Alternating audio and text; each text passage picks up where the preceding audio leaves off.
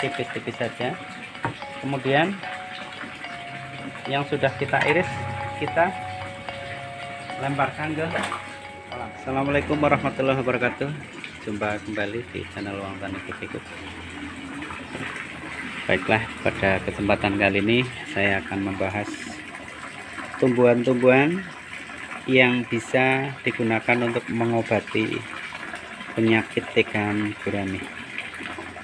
Selama ini mungkin teman-teman sedikit yang sudah tahu, ternyata ada obat-obat alami ya, obat-obat alami yang terkandung di dalam tumbuh-tumbuhan.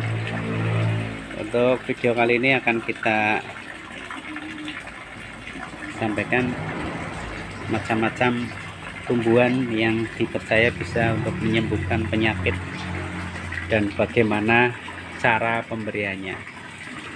Oke teman-teman, ikuti terus video ini. Jangan lupa yang belum subscribe, silahkan di subscribe di channel Uang Tani Ikut. Jangan lupa share apabila ini bermanfaat bagi teman-teman yang lain. Bagi yang sudah subscribe, saya ucapkan terima kasih banyak. Semoga rezeki selalu berlimpah, amin. Baiklah teman-teman, ini ada beberapa jenis tumbuhan ya. Ada jenis tumbuhan yang bisa digunakan untuk obat penyakit pada ikan gurame. Ikan gurame termasuk ikan yang sangat rentan dan sangat mudah sekali terkena penyakit, baik yang disebabkan oleh parasit, virus maupun mikroba yang lain. Rata-rata ikan gurame terkena di bagian sisik ya teman-teman. Kalau di sisik seringnya berjamur. Kemudian kalau sudah parah itu larinya ke insang. Ketika insang sudah terkena parasit ataupun jamur, maka akan susah sekali ditolong teman-teman.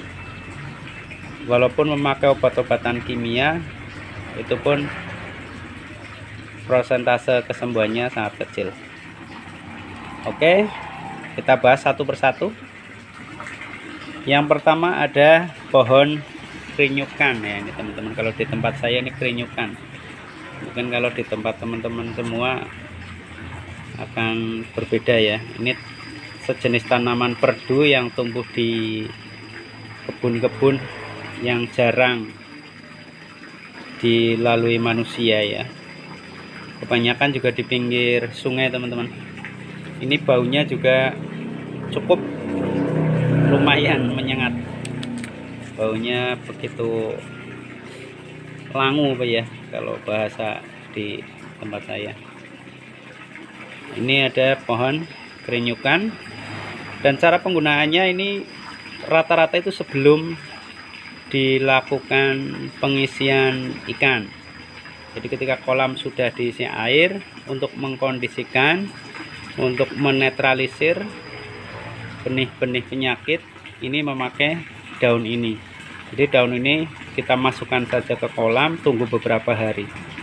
Ini sama fungsinya dengan daun jawar teman-teman. Kebetulan daun jawarnya tidak saya ambil tadi karena tinggi ya. Mungkin juga teman-teman sudah tahu lah.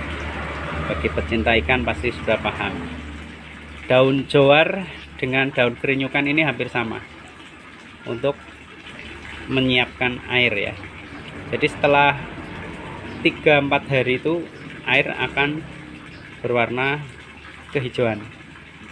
Kalau sudah kehijauan, sudah bisa diisi ikan. Ikan akan sangat senang di dalam. Ini adalah kerinyukan teman-teman. Kemudian yang selanjutnya adalah daun ketapang. Mungkin bagi pecinta ikan-ikan cupang sudah paham manfaat daun ketapang. Daun ketapang kalau kita susah mendapatkan, beli juga ada di toko-toko ikan hias ya. Daun ketapang tidak harus yang hijau teman-teman, bisa yang sudah kering. Kalau yang kering itu nanti sifatnya seperti teh, jadi ketika dimasukkan ke air, airnya akan berwarna coklat. Ini juga fungsinya sama, ini ternyata selain untuk pencegahan ya, juga bisa untuk penyembuhan penyakit jamur, terutama jamur yang menyerang pada insang ikan gurami. Cuma memang ketika mengaplikasikan ya untuk pengobatan, air itu tidak boleh mengalir. Jadi usahakan airnya tetap tidak ditambah. Kemudian air itu akan nanti seperti teh ya, mencoklat, dan zat-zat yang terkandung dalam daun ketapang ini akan bisa menyembuhkan penyakit di insang ikan gurami. Selanjutnya adalah ini, kalau di tempat saya bandotan teman-teman. Bandotan ini adalah rumput-rumputan, baunya juga cukup menyengat ini. Mungkin kalau yang masa kecilnya dulu ingat ketika jatuh keluar darah, biasanya diambilkan daun ini ya, dipetik, kemudian kita pelintir, ditambahin air ludah, terus ditempelin. Ini sama teman-teman, ini juga fungsinya untuk menyembuhkan luka, ikan gurami. Dan penggunaannya pun sama, cara pemakaian tinggal kita berikan ke kolam, cuma ini harus dalam jumlah yang banyak. Selanjutnya adalah ini teman-teman, ini sudah layu ya, ini baru mau ditanam ini. Ini kalau di tempat saya namanya pohon insulin teman-teman. Tidak tahu ini di tempat-tempat teman-teman apakah sama apa tidak. Ini juga efektif sekali untuk menyembuhkan penyakit pada ikan gurami. Dan ini sedikit sekali orang yang tahu, karena tanaman ini juga susah.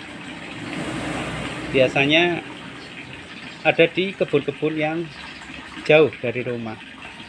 Sama yang dengan yang ini tadi ya, rinyukan. Ini sangat mudah tumbuh. Jadi begitu menempel ke tanah, akar dia akan keluar. Sangat mudah. Selain untuk pengobatan, ini juga untuk pencegahan bisa. Dan ini sangat digemari oleh ikan, terutama ikan gurami, mas, nila. Ini sangat digemari, dan ini manfaatnya juga cukup besar teman-teman. Dan yang terakhir yang ada di sini adalah ini teman-teman, jantung pisang. Jantung pisang mungkin belum banyak yang tahu ya. Oke, kita coba caranya seperti apa. Bun, kita panggil dulu yang membantu. Ini nanti kita cincang ya, kita iris-iris, kemudian kita lempar ke kolam. Kenapa ini bermanfaat? Ini getah yang ada di jantung ini nanti akan menempel di jamur kulit ya, kulit jamur, dan itu akan menyembuhkan jamurnya. Dan jumlahnya juga ini harus banyak serta rutin teman-teman. Jadi tinggal kita iris-iris saja. Bun,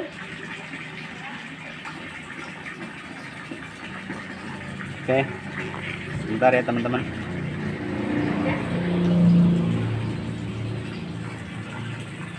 Caranya seperti ini.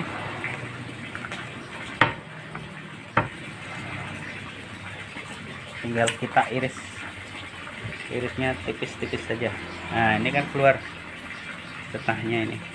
Ini juga bermanfaat untuk mengobati. Nah, ini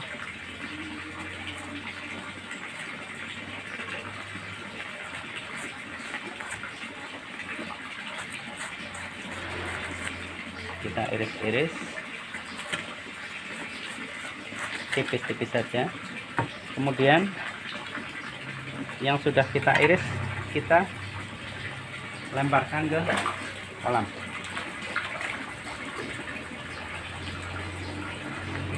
Oke teman-teman, itulah tadi tumbuh-tumbuhan alami yang bisa dijadikan untuk pengendali penyakit ya, bisa untuk mengobati maupun untuk mencegah. Oke teman-teman, demikianlah informasi yang mungkin bisa kita pakai. Semoga ini bermanfaat. Terima kasih yang sudah subscribe. Jangan lupa yang belum subscribe di subscribe channel Wong Tani Berikut. Jumpa kembali di video-video berikutnya. Assalamualaikum warahmatullahi wabarakatuh.